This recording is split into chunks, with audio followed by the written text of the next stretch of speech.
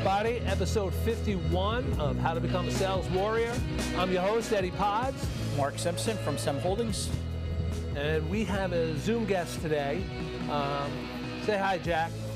Howdy, howdy. What's going on, Jack?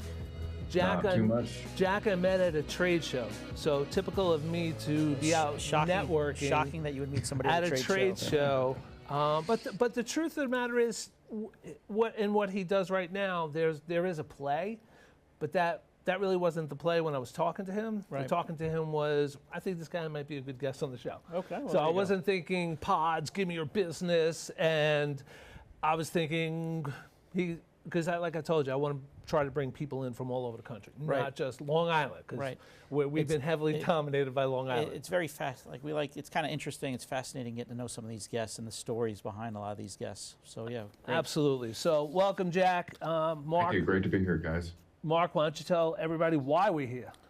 Oh man, we are here. We are grinding, and we are grinding as hard as we've ever been grinding, working 8 jobs between us all right now at this point in time. Just showing everybody some of the mistakes that we made as a 20-year-old, 21-year-old, 25-year-old, 30-year-old, 35-year-old, 40-year-old. 40-year-old. Just passing along some of those experiences to the younger generation.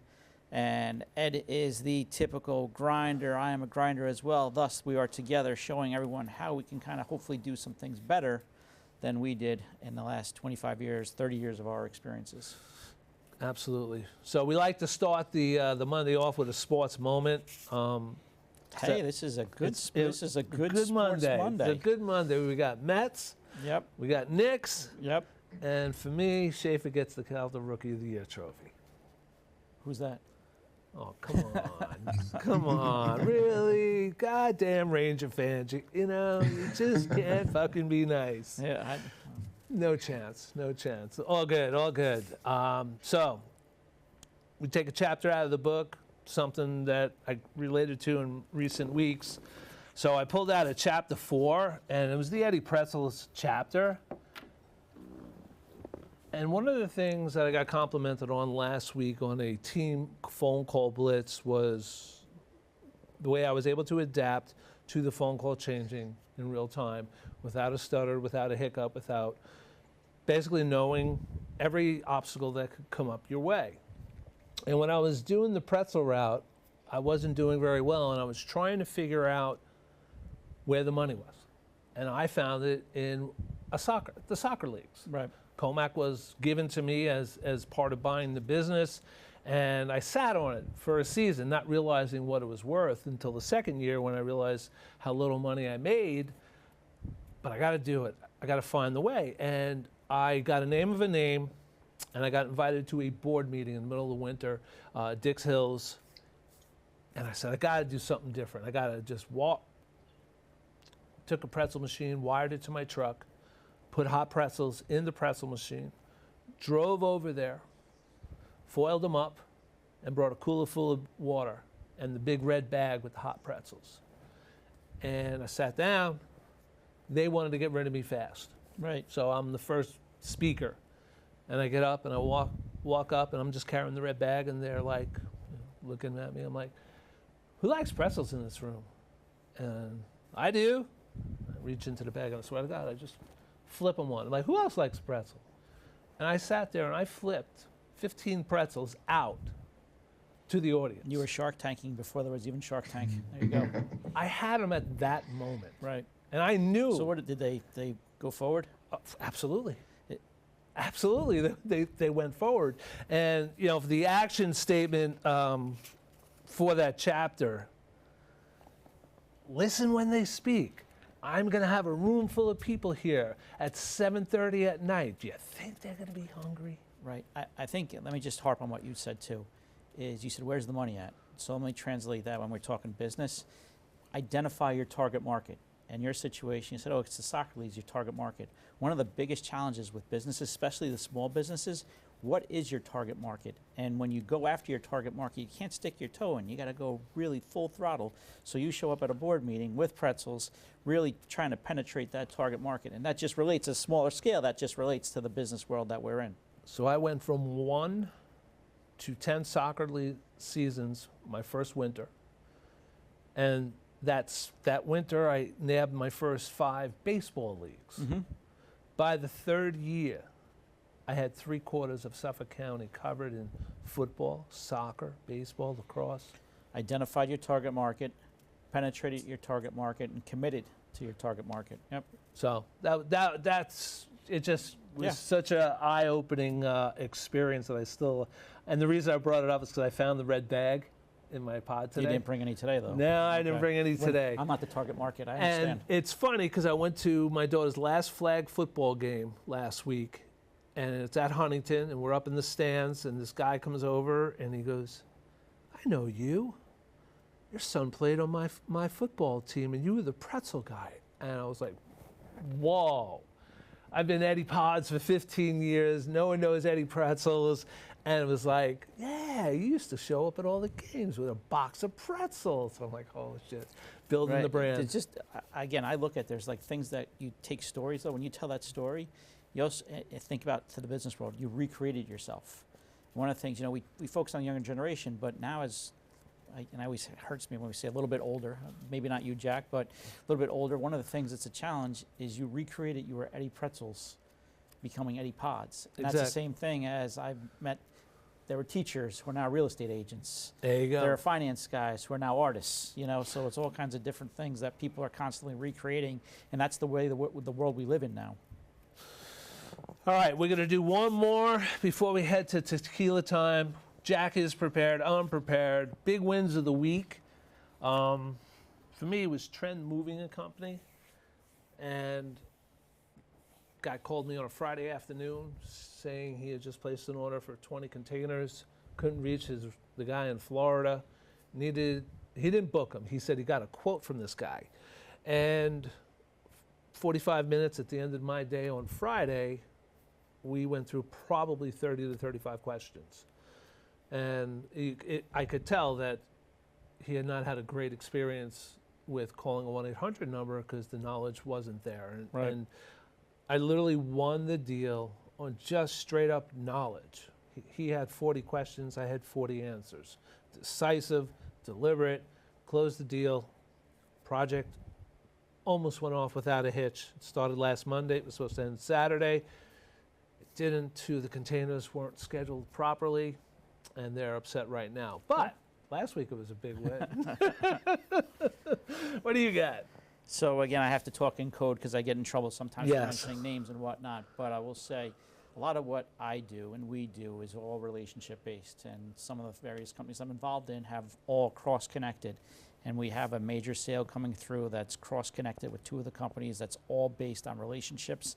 That's not something we could have done without having 25 years of relationships between us to sell to a national company that has a footprint across every single state in the U.S. So it's a big opportunity for us. We're very excited about it. We'll see what happens. That's awesome. And I know your deals take longer. Pipelines. You're on the six to 18-month pipelines. The sales cycle can be quite long at some of these things, but when you deal with bigger companies, that's how it goes. And for myself, I have a hard time in working in that cycle. I need immediate gratification. So is the world. I need it now. I need the sale now. We've got to close the deal now. We've got to do it. Got to do it. As a finance guy, I wish all my sales guys felt that sense of urgency. Jack, big win of the week. So it's funny you were talking about penetrating a market and really committing to it. I've been doing that with one specific market for myself, and it's been honestly a few years that I've really been just driving it with the potential clients, because they're only clients until they ink the paper. Right. But I finally have gotten some calls from a director of a regional group that represents the market, and they want me to come to start speaking at their events. At first they were a little hesitant, and I've been trying to drive it for probably 3.5 years now. And so now they're willing to put me in front of 4 different states worth of their association. So how long did it take you to finally get the yes after? Oh man, it's hard because they get money from the other side of the table that of the insurance world. So they're a little hesitant to bring us in because they don't want to lose that big money and tarnish those kind of relationships, which I understand and respect. I've been working that for probably about 3.5 years. Well, good for you. See, persistency, man. Jack, you're frozen. I don't know if you know that. You're not moving. I don't know what happened there. I'm just figuring I'd give you the heads up. But that is a big win. And if you don't mind me asking what association, I'd love to know.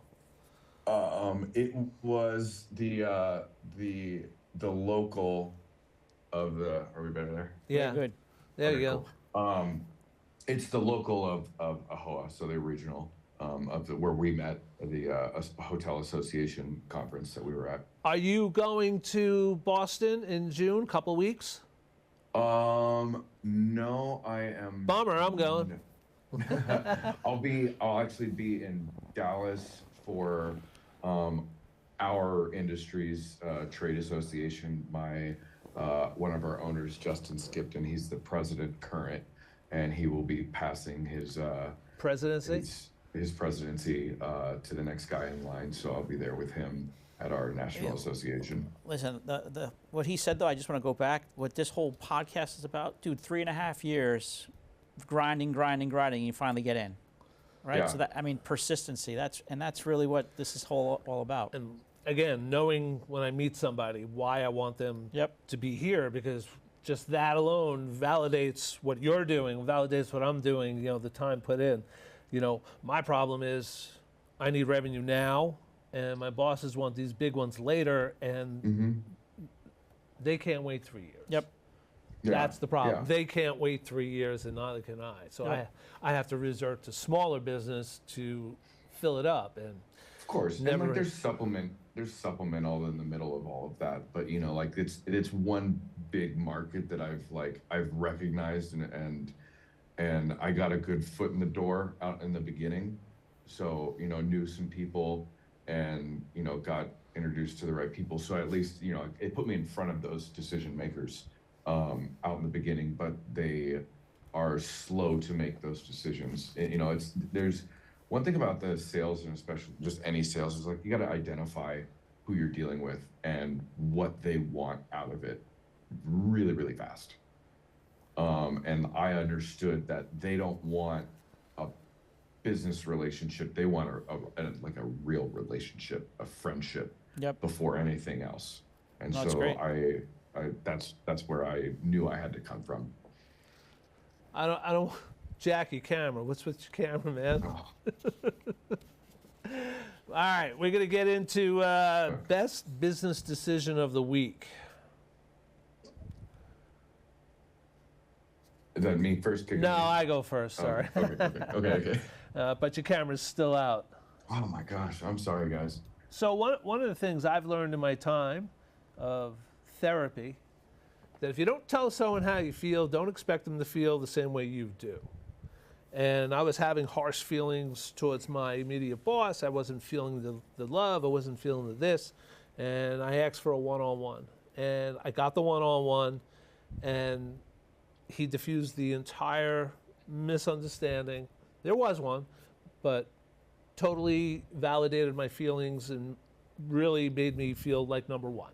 He really did a great job in reassuring me that everything was great. And if I didn't take those steps, and I've seen it, people harbor. They harbor those resentful feelings, 100%. and they pop out from time to time. And it's hard. It's really hard to do, to express your feelings. Speaking as someone who doesn't do that. Yes. But for me, that was a smart business decision because the angst was gone, the relief was gone, the happiness was gone. New path, moving forward. Let's go kill it. And I'm having one of my best Mays in 15 years. So what I'm doing is working, and him validating me is motivating me to go even harder. Great. What about you? Best business decision? You know what best business decision is? Being patient and persistent, man. You know what I'm doing. I do 3 years. I do a bunch of different things, and they're all tied together. And knock on wood, things are going really well. And it's and I explain to people it's like a roller coaster. you know, and it's really easy when the coaster goes down and kind of everything's kind of hitting you, and you can jump off that roller coaster and not ride it all the way out.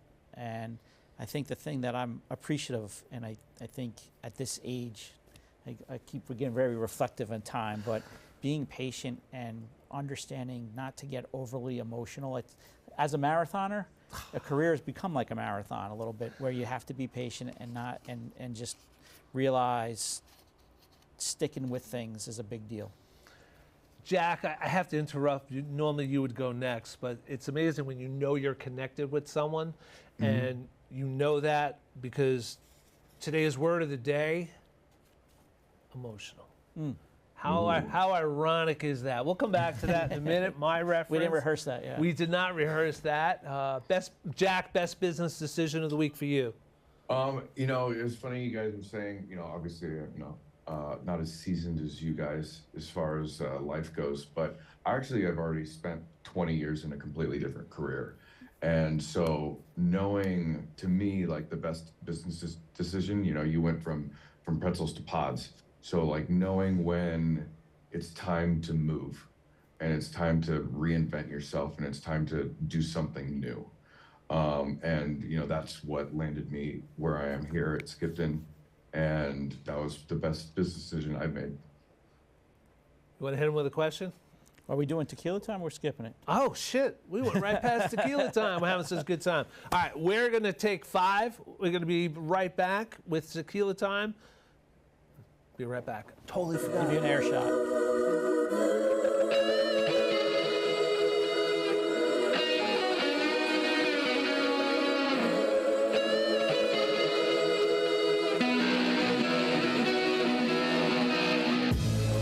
The song never gets old. For me, it never gets old. Welcome back. Episode 51, How to Become a Sales Warrior.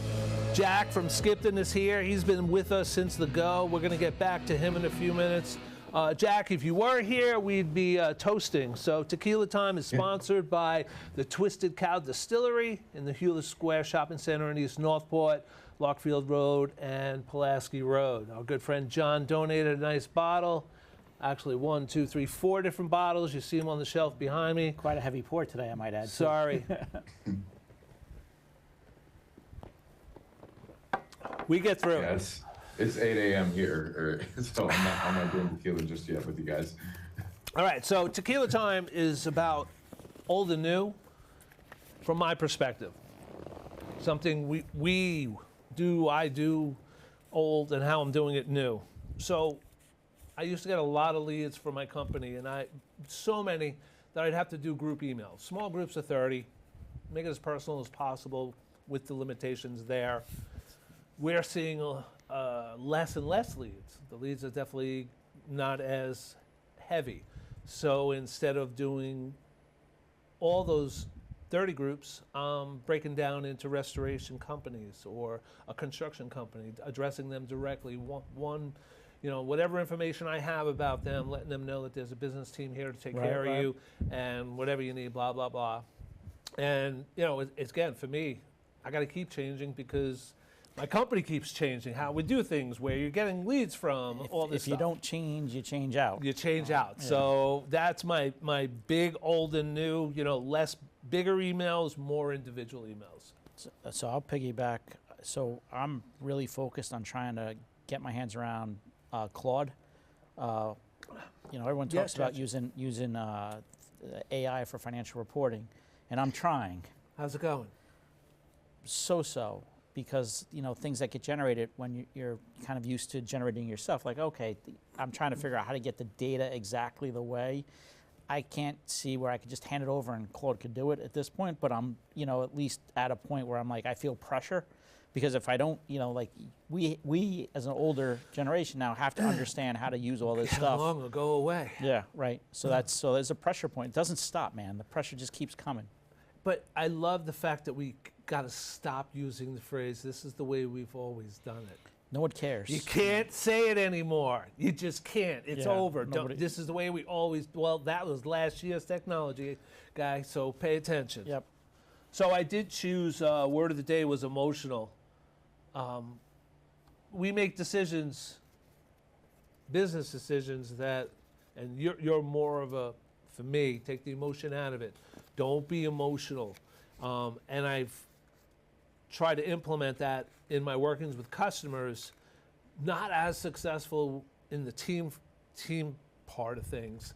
Sometimes I still, like, someone gives you a cheap shot, you get offended, and you feel like you have to Yeah. retaliate or say something, or it gets frustrating that it's childish behavior, mudslinging, that kind of thing, and it just like, They, otherwise known as email bombs. yeah. So I always listen to you when you say, take the emotion out of it. Don't be emotional.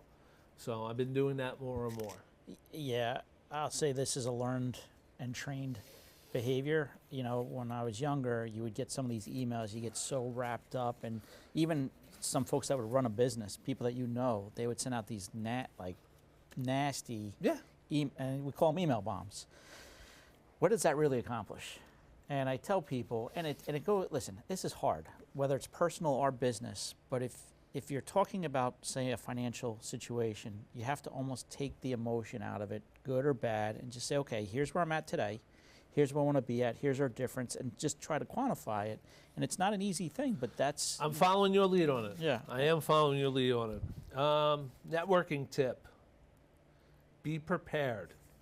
Why? Real quick, guys, I just on the emotion thing. Yeah, I just yeah. wanted to give you a little, like, something that I always, especially with the emails, something taught to me very young: write it, regret it, say it, forget it. Like when you're writing emails, like You can't if it's unwrite it. something that, yeah, exactly. Like if there's something going on and you're heated about it, put it in the draft, save it, walk away, maybe look at it in an hour, maybe a Bet. day. I'm gonna, Best I'm gonna, advice, I'm gonna yep. take it one step further.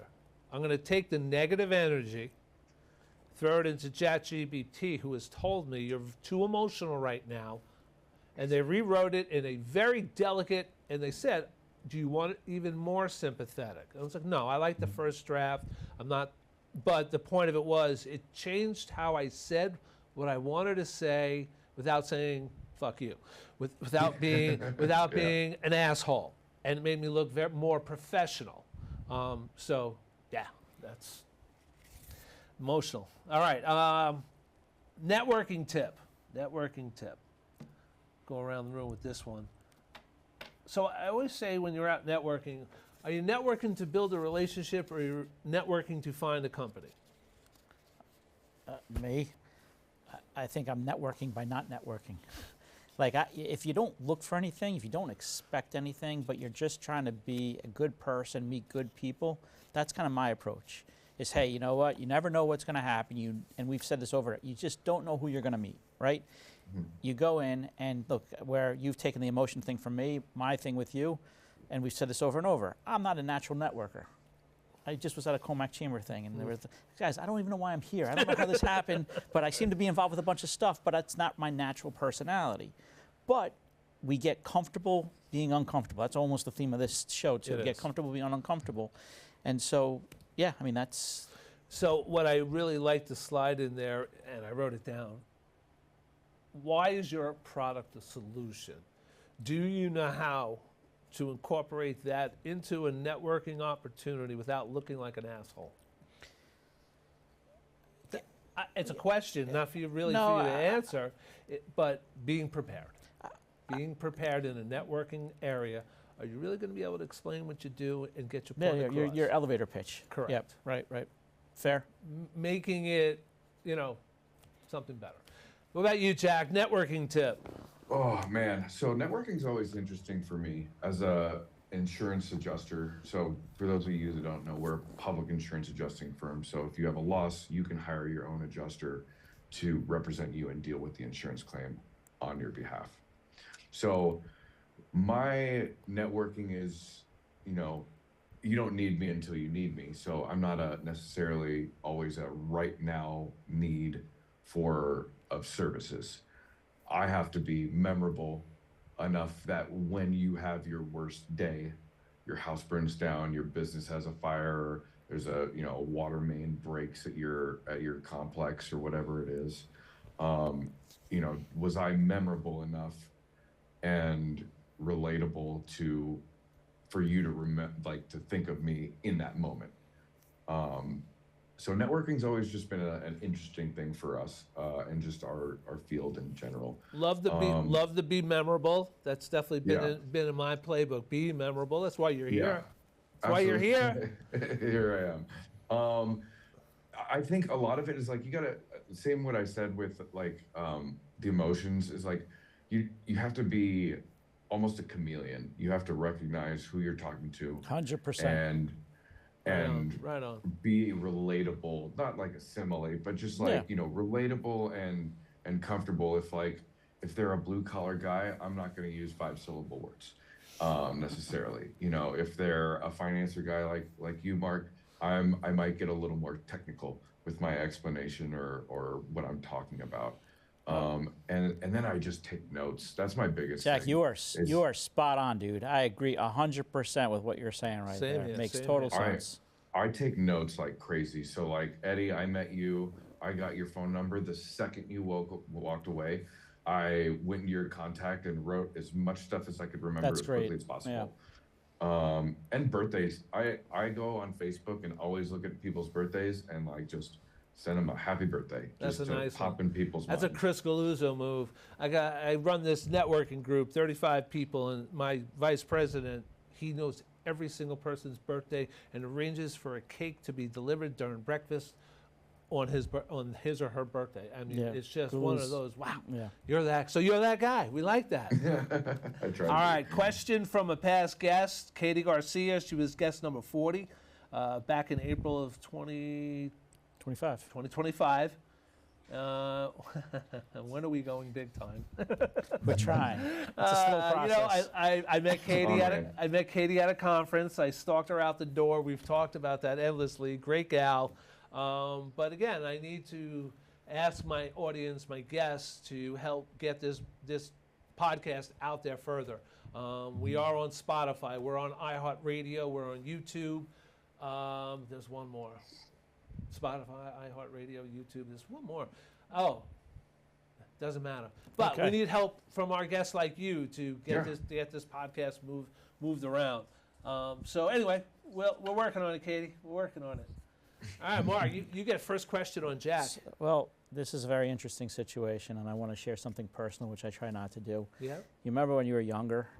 On Saturday nights, they had two Love shows. Boat and Fantasy Island. My Did man, I nail it? swear to God, Did I you nail just it? did. So here I am. Cheers. Here I am thinking that, Fantasy Island with the plane and Love Boat, right? Saturday nights. Yep. And I swear to God, you really did nail it, right?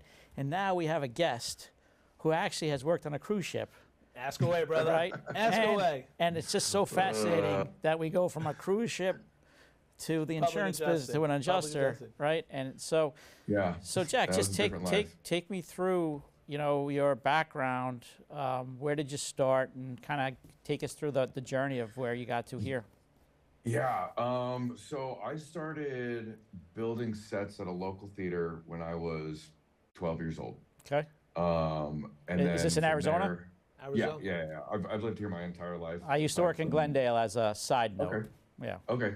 Yeah. It's so not too far. I'm up in North Scottsdale right now. And so I started that and then started hanging lights and hanging speakers and running cables. And, I was in shows sometimes. I was on stage, backstage. Started working hotel audio visual. That when you go So to you're hotels, the really in-house sort of the companies. arts a bit. Yeah, I was definitely on the arts side, but then, pipe dreams were, originally like, I want to be an actor. And then it turned into, I want to be a producer. And then, coming out of college, I got offered a job to go work on a cruise ship. You were an Aztec? Oh, was that? Sun Devil or Aztec? Yes. Yeah. Sun Go, Devil. go Devils. There you go. Go Devils. And so I took a one-way flight to Istanbul and spent 14 months, like seven. Well, you sign a contract for that period? Is that how it Yeah. works? Yeah, right. Yeah, so 2 7-month contracts is what I worked. I spent half the time in the Caribbean, half the time in the Mediterranean. It was a wonderful experience. It's a crazy job because you work every single day. 8 hours is a light day, 12 plus hours is pretty average. You know, you don't go anywhere though. You're on the ship. It depends as far as working on a cruise ship. It really depends on what your position is. Each employee has like an equivalent naval ranking. What was your So favorite? What was your favorite position when you were on the cruise ship? So I only worked one position. I was the stage and production manager. So I oversaw the theater, the musicians, the performers, the technicians, ran the, you know, called the shows in the theater. And that was, honestly, it was one of the coolest jobs I had. You know, you do a rehearsal in the afternoon, you do 2 shows at night, you know, flip the stage overnight. I kind of have a silly whatever the next question. stage is. When Yeah. you're doing the production on the show, right? Mhm. And I always thought this as a cruiser, if it's rough weather, how does that work? Because sometimes they have like those acrobatic acts and whatnot. Oh man, if I have a second, I have a story. So there's this guy. He's I believe he was from Ukraine. Um, Amazing hand balancer and did like these, you know, the aerial acts. At the end of this one show, he's doing a handstand act, and his last bit is he puts a stack of like I think it's like 10 2x4 blocks under each hand, and then he throws them out in a handstand. So in a handstand on the blocks, throws them out and catches himself. So drops, you know, like 2 feet or whatever it is, Right. and catches himself. And it was really rough waters. And I was like, hey, I'm like, Ivan, we're not doing this tonight. We're not like, pick something else, do something else. You're not doing that bit. And he's like, it's okay, boss. I got this. And like, and he's, you know what? He's stubborn. He's a professional. But I trusted him. To answer your question, like sometimes you just got to pivot. Things change really Right. quick. You know, there's, you know, the waters around Cozumel, the waters, oh man, there's a couple rough areas And where waters are. let me ask you, as someone you've been to 7 continents, or I've every been continent, to 48 countries in all 7 continents. which is your favorite continent? Europe is so much because Europe is cool because you get like so many. The countries are so close together, but they're so different in their own right. And so like I would pick Barcelona is probably my favorite city. If we're picking countries as a whole, it's probably either Italy or I Switzerland. called it. I was sitting there saying Italy, Italy, Italy. Well, I just got back from Italy. Yeah. What was Antarctica like? Antarctica, penguin smell. Penguin smell. And you know it's cold, like it's rough waters. That is one of the roughest strait in the world for waters between Argentina and Antarctica. It was like, you know, you're not in Italy, you're not getting pizzas, you're not in the Caribbean, you're not on the beach, you know, sipping Mai Tais and Right. riding So- jet skis. Did or they whatever, have and zip lines. ice cube hotels and stuff? No, so we're on the cruise ship the whole time, and then you take little Zodiac boats to the land, you know, once or twice a day for 3 or 4 days. Right. So So- you go there, you put your foot on the ice, you look around. Yep. You There's look at no ski. penguins. There's no ski resort. There's no hot cocoa. What the fuck are we doing here?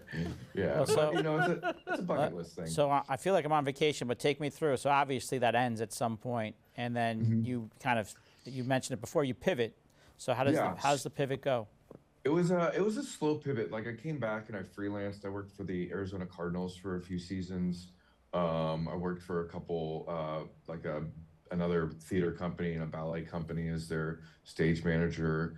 And you know, the COVID, that industry died very, very quickly. And I was the first salesperson that they hired back. So at the end of my career, I was an engineer and a designer and sales. So I designed lighting and rigging systems for either portable or installation into facilities. Okay. And I was the first one that they hired back, and it just kind of lost its luster. I get You know, it also became very apparent to me that the industry was just very volatile. You know, something, you know, like I went through the 2007, you know, recession, and like I still had a job because it was I had a corporate job, so like I was fine, but you know, things were slow. And then this one, just like 20 years overnight, meant absolutely nothing. And I just recognized that there was probably time to pivot. And you know, praise be to God, He, you know, kind of put this opportunity in front of me, and you know, it was one of the biggest decisions that I actually made based off of my faith, and it just something was pulling me, and I just felt it, and so I made the call, and you know, I used to say I work less and get paid more. I think I work probably just as much, but it's different now. And you know, I do a lot better for myself. I do, you know, I'm able to provide. I got a kid on the way, so I'm, you know, Congratulations. you know, man. thank you. Providing for the family, and you know, and at the end of the day, you know, concerts and that, you know, like it was sexy. It was cool. Insurance isn't sexy. No, And no. Believe me, How do you- pods isn't sexy either. Let me ask you though, how do you like even get the knowledge and training to do what you do now, coming from where you came from? I am very fortunate to where I am here at SKIPTON. So David SKIPTON, the founder of the company, he's the highest credentialed public insurance adjuster in the country. Right. They opened his doors almost 35 years ago. He's got more acronyms that I could fit behind his business card or his email signature than I could even imagine. His son Justin SKIPTON, so it's a family business firm. Second Didn't I meet generation. Justin? Yeah, you met Justin. Yeah. Second generation public insurance adjuster. You know, he got a lot from his dad, but wanted to make his own way. And so he, you know, to be a president of NAPIA, the National Association for Public Insurance Adjusters, mouthful. Good job. It takes, it's actually like a 15-year commitment. You can't just come into the association and, you know, sweep everybody off their feet and get elected. It's a long-standing process that you have to go through between serving on committees, serving on the board of directors, and then a 7-year officer line. Plus, you have to commit to 3 years after your presidency to still be on the board of directors. Right. Yeah.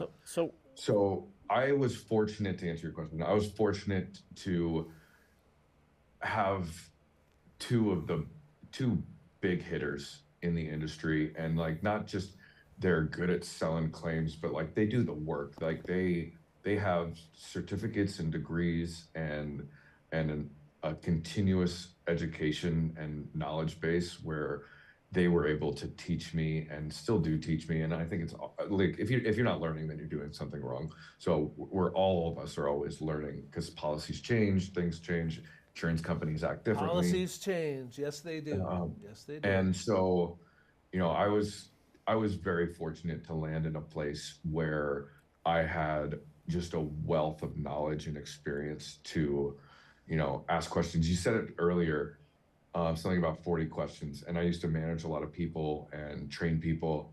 And it's funny you said 40, because I would always tell the people that I'm training, I would rather you ask me 40 questions than me have to go back and fix 40 mistakes.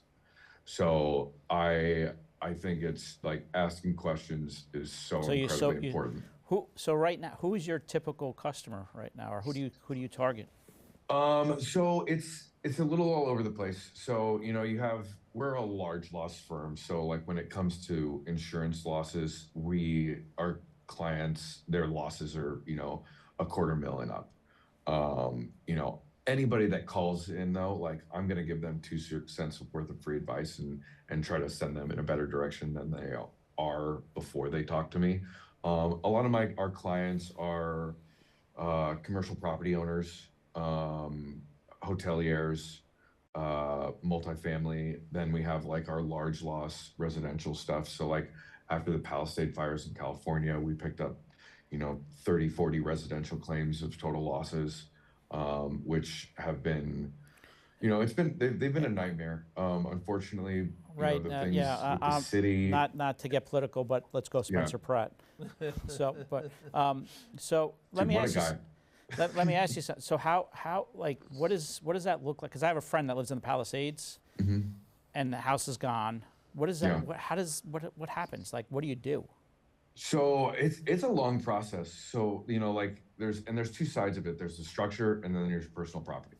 So like personal property, we are here to help you, go through the house and remember what was in every drawer and, dig up receipts and invoices from stuff that you own. Your coverage, I look at coverage as like buckets. So you have your personal property bucket of coverage. So like you might have $1 million worth of coverage, but you have, $2 million worth of stuff. And we have, a client that has, $800,000 Let me ask, so somebody has a house, right? And they have a Yeah. bunch of stuff in it, and God And it's forbid all they have gone. a fire, it's all gone. But who actually keeps receipts to prove that they Yeah. had all that stuff? And that's the hard part, Right. especially like, when we're talking about these types of fires where like everything's incinerated, it burnt down to the slab. Yeah, Um, but I'm gonna go into listening to my wife in my ear. Everything is online. All your receipts are online. a lot of it Your is- credit card statement has every receipt for the past 5 to 6 years. You've been in the Yeah. house 20 years, you've accumulated. Well, yeah. after 20 years, Yeah, I mean, well, how some- are you getting paid off Well, sentimental no, value? but you're like you have customers that might have like fancy paintings. Yeah, that's a Or- different Yeah, story. yeah, That's a and they're different gonna have, story. right? they're gonna My have- house, no. And just a real smart thing to do, every, make it annual or, twice a year, walk through your house with your camera, with your phone, and just open all the drawers, look at everything, scope the whole place out.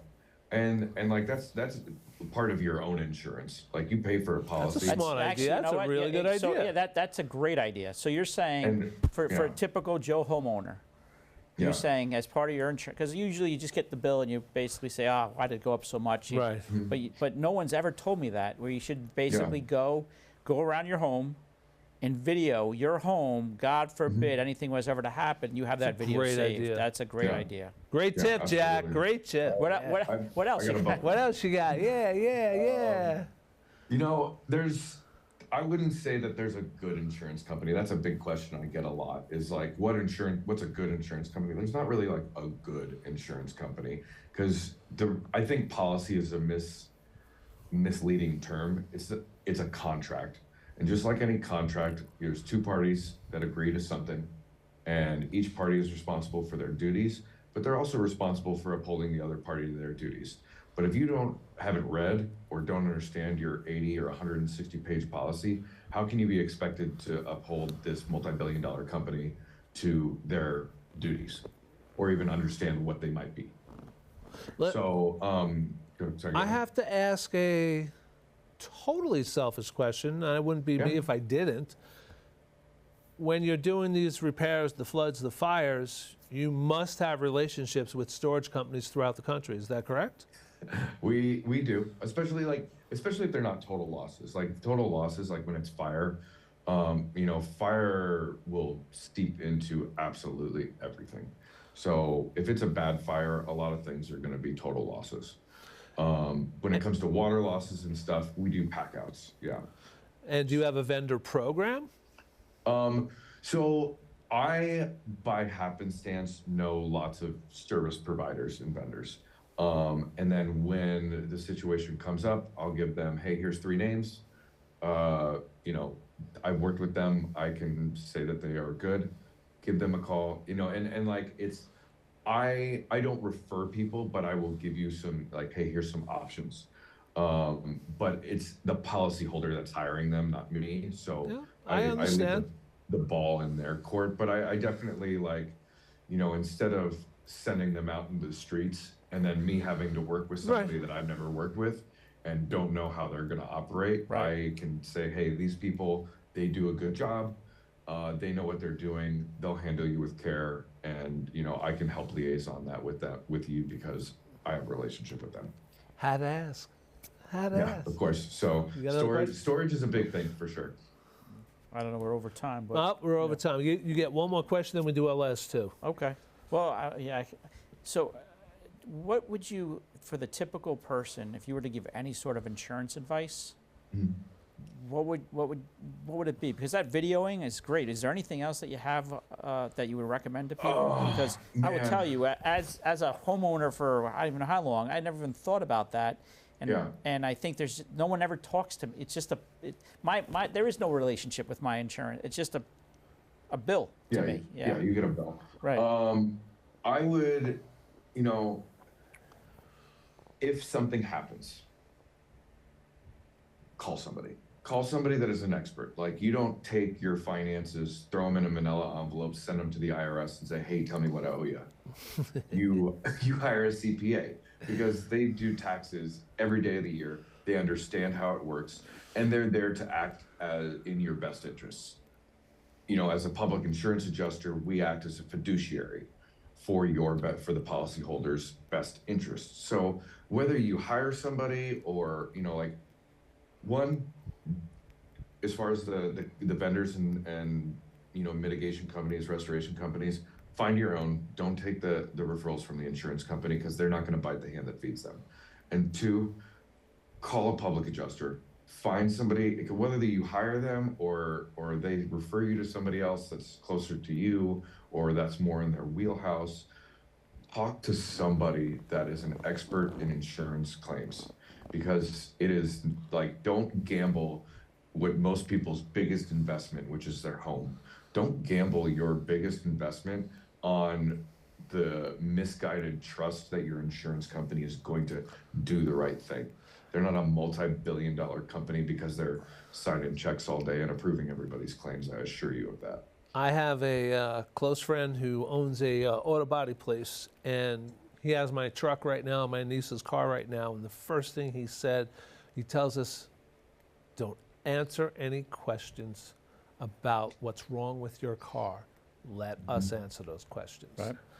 And that would be another one. Like, don't overshare. If you have a loss, you know, let them do their inspections, and just let them do their inspections. And like, you're not obligated to tell them a story about the water loss. You know, let the plumber say, hey, this is where the pipe broke, this is what happened. You know, let the experts talk for you. You know, if a tree came in, or, you know, whatever the situation is, don't, like, you know, because we're not attorneys, but we act in a very similar fashion. Whereas, like, we are the intermediate between you and the insurance company, and we're there to protect you and your interests. And so, like, there's no need to overshare on what's going on. You, like, answer the question plainly, or even better, you have questions, I'm not in the place to answer them right now. Can you please put them in writing, and I will respond to you via email. But don't you work off of the more they win, the more you win, correct? Yeah, and well, and that's, I mean, and that's, why that's motivation enough to want to be involved, you know, with someone who's going to shoot it to you straight. Yeah, and that's why I say, like, we act as a fiduciary. We're contingency Right, that was the word I based. was looking for. I couldn't come up Yeah, with it. so like, I want to get you as much money as I possibly can. I can't get you more money than you're owed, than what the policy is going to allow, but we're surely not going to settle for a penny less. Right. All right, we got 2 questions, and then we got to wrap up. Well, I think You got the... yeah, I think this is going to be an interesting one, because based on where you've been, where you are, where do you see yourself in the next 5 years?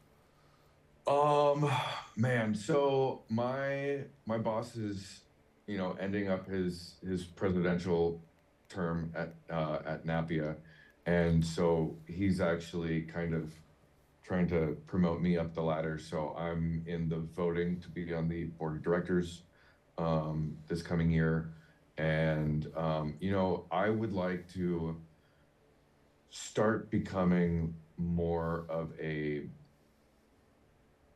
voice for policyholders and what they need to know. I think that's the biggest fault in the insurance, like, environment, is policyholders are expected to be experts in their policy, contracting, mitigation, because it's on you. It's your contract, it's your policy. And like, unless you hire somebody, like, you are expected to be the expert. And so, like, just teaching people how to, you know, if something happens, what are your first steps? What are these things that you need to be doing? And like panic is not one of them, and making rash decisions is definitely not one of them. So, like, being able to teach policyholders and homeowners and, you know, business owners to like take pause. You know, don't just clean this mess up. Let's take a look at it and see how much of a problem is this actually, and let's address it properly and document things appropriately so that if it's a bigger problem than I think it is, then I can make an insurance claim. But if I just clean everything up and then say, oh man, this cost a lot of money, I'm going to make a claim. Well, you just cleaned all the damage up and I have nothing, you have nothing to claim. All right, last question. Yep. If you can have dinner with anyone living or dead in the history of the world, who would you want to sit down and have a meal with? Bill Murray. There you go. That's a new one. I like it. Tell us. He's. I've just always been a Bill fan. You know, from Groundhogs to Ghostbusters to, you know, Meatballs. All of it. Stripes. Yep. Stripes. Saturday Night Live. Yeah. The Scrooge even. You know, he is always just come off as a very interesting person to me. The one interesting thing that I've always thought that was cool about him is he doesn't have an agent. There's a phone number. If you have it, you have it. If you don't, you don't. You call, you leave a message, and hey, Bill, I want you to be part of this project. And he either shows up or he doesn't, and you don't know. And that's what's like really interesting about him is like he's so selective, and you know there's this like curtain, this mystique around him. But he also shows up at like restaurants and will like eat some French fries off somebody's plates, or shows up. I don't know if you heard these stories. He'll show up at like house parties and just start doing dishes or serving bar or like, and he's Bill Murray, so like nobody's kicking this guy out. All right. We got to wrap this up. Yeah. You need to tell us how we could reach you and the name of your company. Look into the camera. Yeah, SKIPTON Claims Management. We're a national public insurance adjusting firm. You can find us on Instagram, Facebook, Twitter, SKIPTON Claims Management. On YouTube, we have a YouTube channel as well. www.skiptoninc.com. My name is Jack Karlen. I'm the VP of Sales and Marketing. And at the end of the day, we're here to make sure that you are made whole after, you know, your losses. Mark, how can we find you? Mark Simpson from SEM Holdings, DBA, the Integritas Group, 917-414-4027. We handle all of your outsourced loss prevention needs across the country.